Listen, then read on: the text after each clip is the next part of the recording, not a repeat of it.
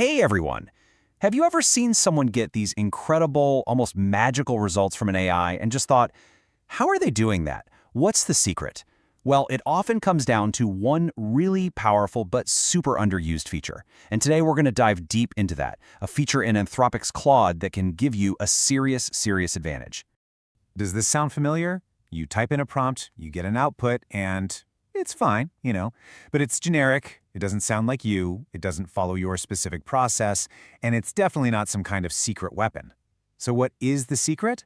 Well, it's not about writing slightly better prompts, it's about completely changing how the AI works for you. So here's our game plan.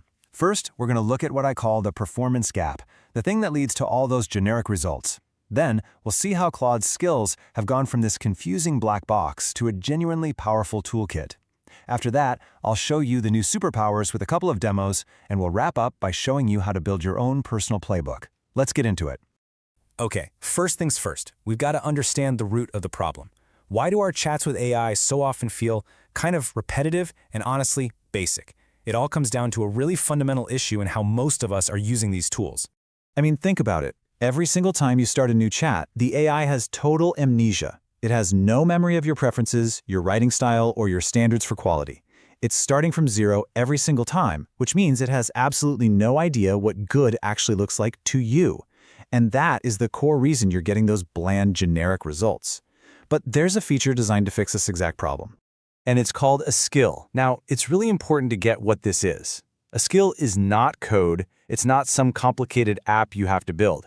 It is very simply an instruction manual that you write in plain English to teach Claude how to do something exactly your way every single time. The absolute best way to think about it is like this. Imagine you give a master carpenter this hyper-detailed blueprint for a chair. Every joint, every measurement, every type of wood is specified.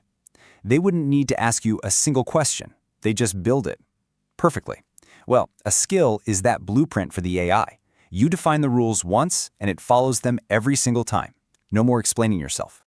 Now, skills have actually been around for a little while, but the first version, well, it had some pretty serious problems that made it super frustrating to use. It really felt like you were just throwing instructions into a black box and hoping for the best. So there were two massive frustrations. First, you had no real proof your skill was even working. You'd get an output, but was that because of your brilliant skill, or was it just a lucky guess from the AI? You had no way to know. And second, a lot of the time the skill wouldn't even turn on. You'd write this detailed skill for creating presentations, you'd ask for a presentation, and Claude would just give you its generic stuff, completely ignoring your hard work. So frustrating. But now, a recent update from Anthropic has completely solved these problems. It introduces what we can basically call 3 new superpowers, which completely transform skills from that frustrating black box into a reliable, truly powerful toolkit. Let's walk through this new toolkit. First up, you have evals. This lets you actually test your skill against a bunch of different scenarios to see exactly where it's working and, just as importantly, where it might break. Next, and this is so crucial, you have benchmark. This lets you compare your skill's output side by side with the default model, giving you cold hard proof that your skill is actually making things better. And finally, you get triggers, which is a simple little confirmation that your skill is being used, so you're no longer just guessing if it's even active.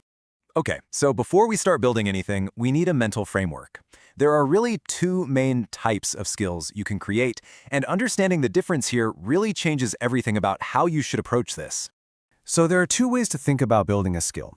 On one side, you've got what we'll call a skill booster. You use this when Claude is just kind of weak at something, like a specific type of formatting. Your goal is to patch that capability gap.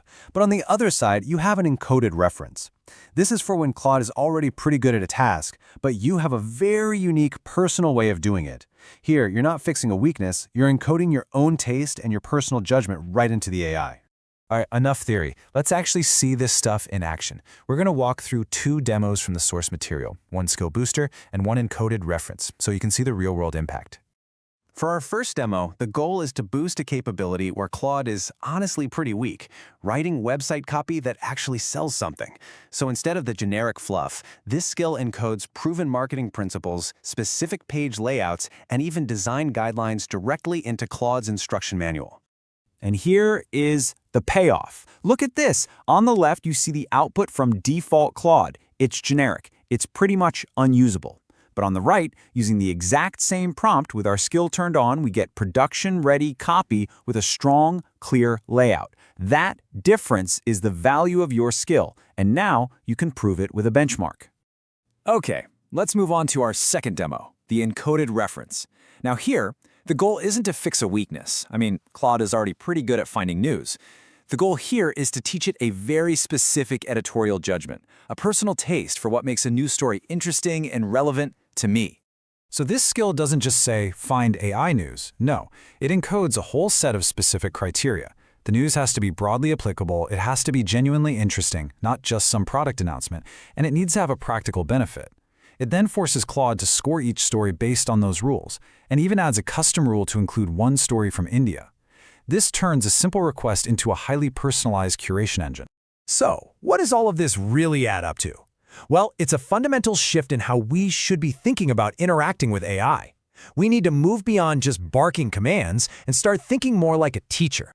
You see, a skill isn't just a fancy prompt. It's a piece of your brain, your expertise, your unique process, all codified. You're not just using a tool anymore, you're training an apprentice that can execute tasks with your specific judgment, freeing you up to focus on high-level strategy. You are literally building your personal playbook. And here's a really clever trick to get started. If you're not totally sure how to structure your skill, just ask Claude to help you. You can prompt it with something like, hey, what are the key rules I should define for a skill that analyzes customer feedback? In essence, you use the AI to help you figure out what to teach the AI. It's a great little loop. So this leaves us with a final, really powerful question. The whole conversation around AI is shifting. It's no longer just about what you can ask it to do.